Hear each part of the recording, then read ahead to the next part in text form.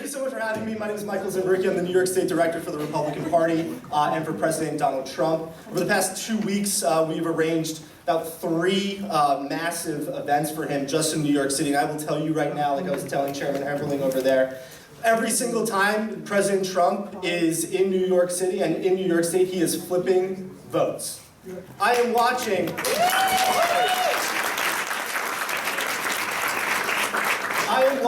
before my eyes him flip voters in New York City, and I think the Democrats' plan to keep him in the courthouse is going to backfire on them.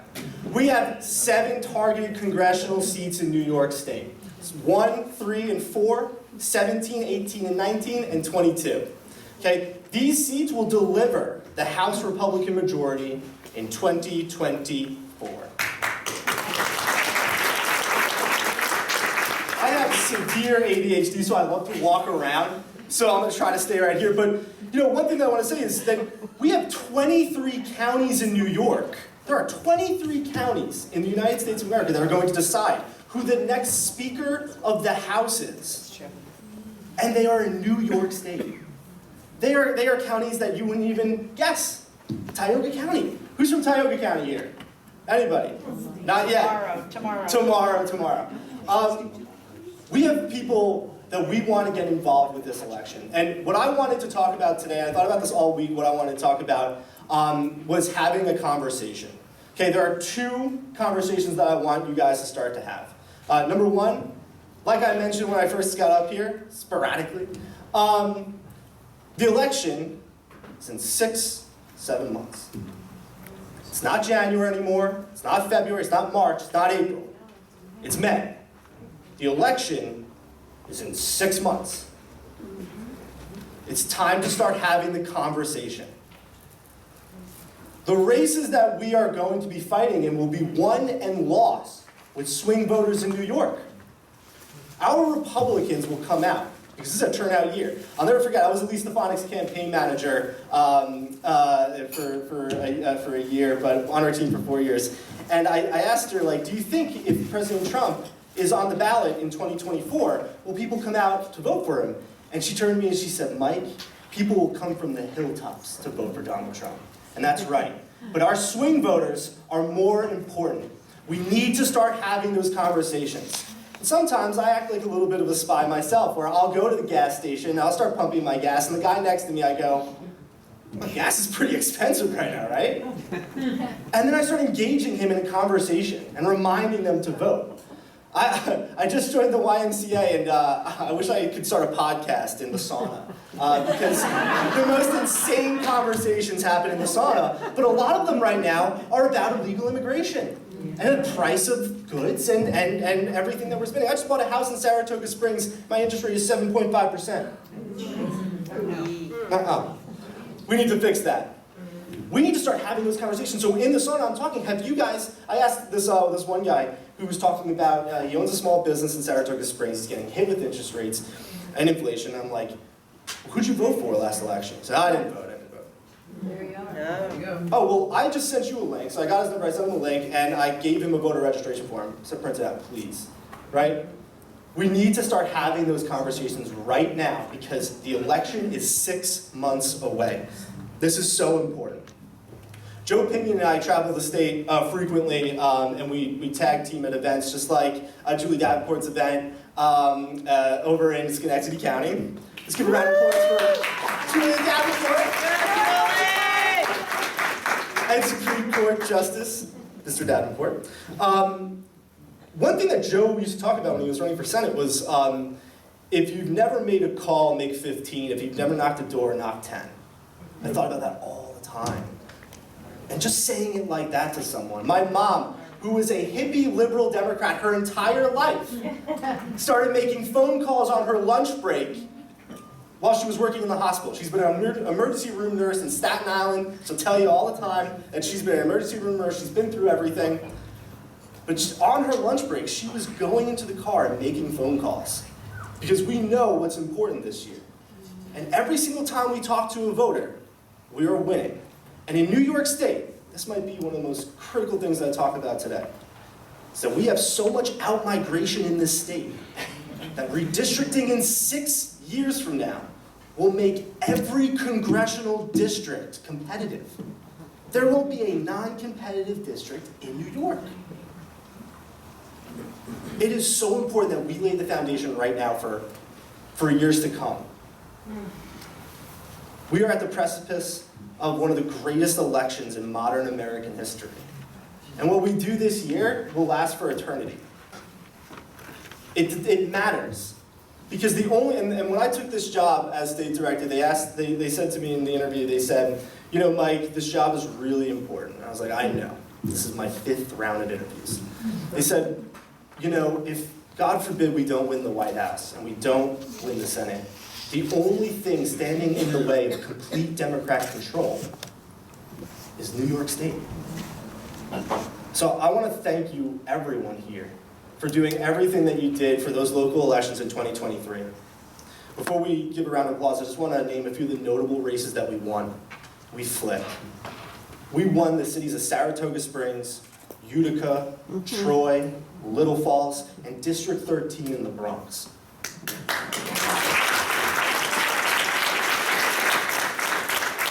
These are seats that people said are not competitive.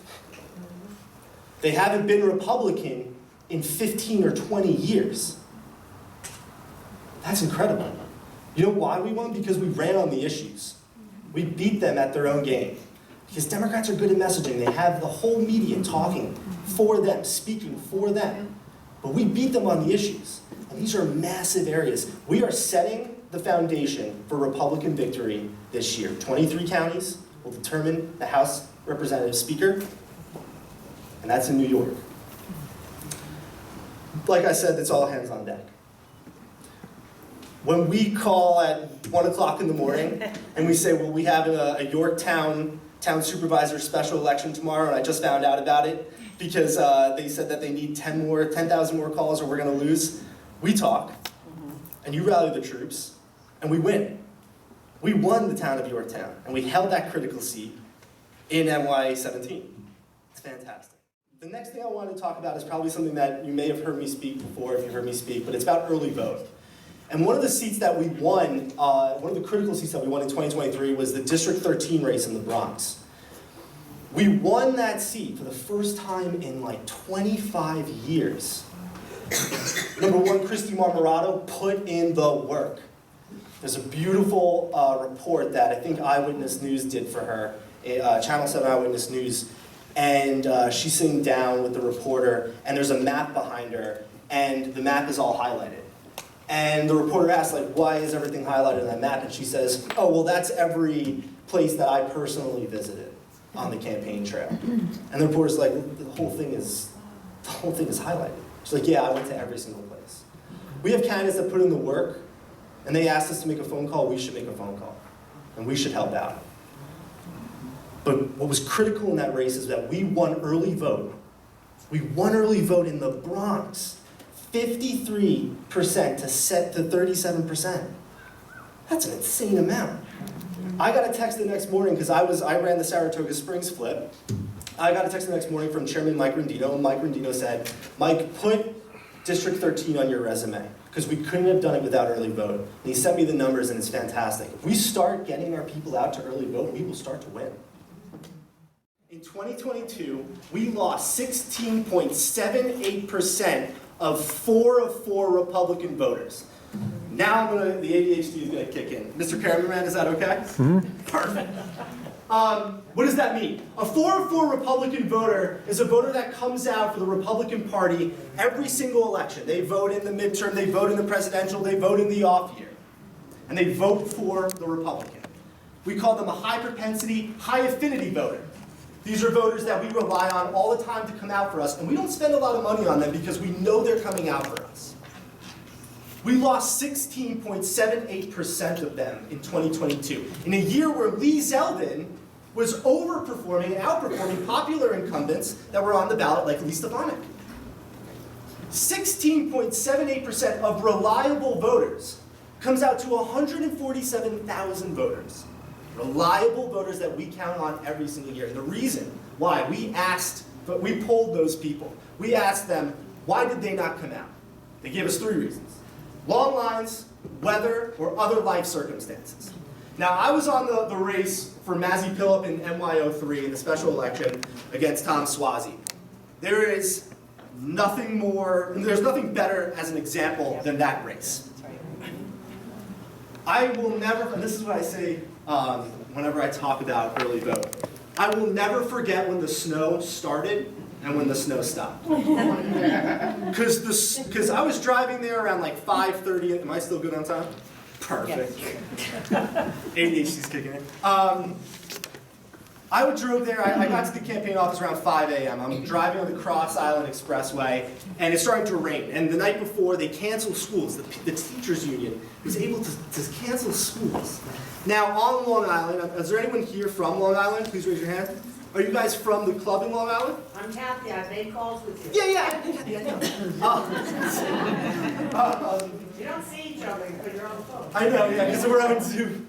I was driving the Cross Island Expressway. I got to the campaign office at 5 a.m. My campaign team got there at 5:30. I'm driving there and I'm like, it's a conspiracy. They canceled school. You know, and on Long Island, as the Long Island people will tell you, there's a lot of culture that goes into the voting there, where they'll do like bake sales at the high schools and the middle schools, and you'll bring your kids there, and that's a whole event. That's a whole thing for the day. But when the schools are closed, there's nowhere to vote there, right? So you can't do that, right? And so I'm like, oh, it's a conspiracy. They closed down the schools.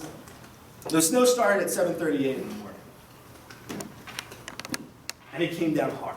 And my other campaign staff, my lower level staff, was getting there around 8 a.m. They didn't get there until 11:32 because they were driving 30 miles an hour on the Cross Island Expressway. The snow stopped at 11:31. For that period of time, those hours, no one was voting.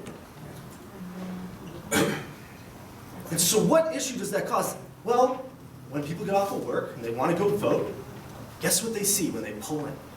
They see lines out the door, right? And I don't care how much money you spend on a voter, you might send them every mail piece, you might shoot them with every TV commercial, you might knock on their door 100 million times. If they see a line out the door, they're gonna say, nah, I'll do it. I'm sure we'll win. My vote doesn't count. We lost that election. Long lines, weather, and other life circumstances was the reason why we lost 147,000 reliable voters like you people in this room here today. And so what my pitch is, we need to start early voting and having the conversation with our Republican colleagues to go out and early vote. When we're talking about voting for Trump, and we're talking about voting for our congressional member or our target town supervisor seat or our assembly seat or a Senate seat, the last thing we're saying is, you're going to go early vote, right? We need that. We can't lose that. When we early vote, we also save the campaign's time and money, because we don't have to keep spending money on you guys and saying, hey, did you vote today? Can you please go vote? When are you voting? Who did you vote for? It doesn't matter, because you already voted.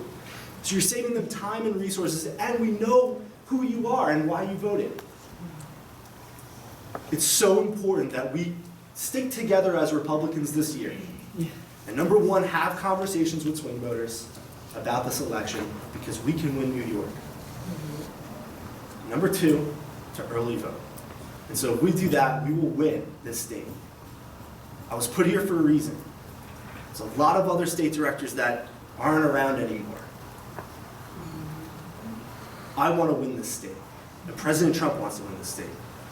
Thank you for always being supportive of our mission. So now is the time I want you to applaud yourselves. Thank you for doing the cause.